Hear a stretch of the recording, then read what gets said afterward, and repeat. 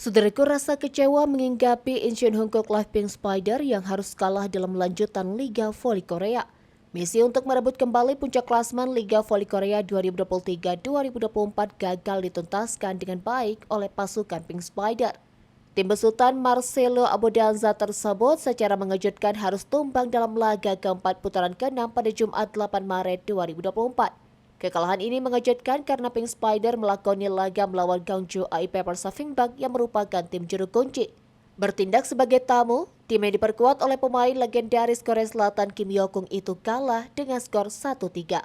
Meski kekalahan ini tidak menggusur Pink Spider dari peringkat kedua klasmen sementara, raut kecewa ditujukan Abodanza.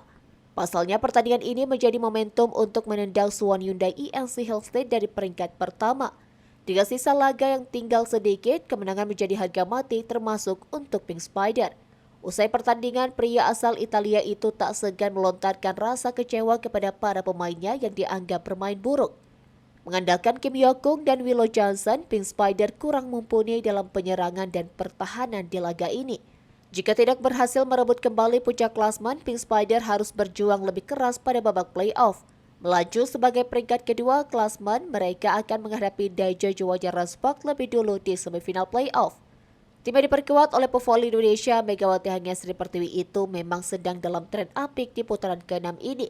Para pemain Pink Spider tidak bisa bangkit dari tekanan hingga akhir laga sehingga mereka harus menelan kekalahan tak terduga ini. Abodanza meminta para pemain untuk mengevaluasi diri sendiri usai tampil memalukan menghadapi tim terlemah musim ini.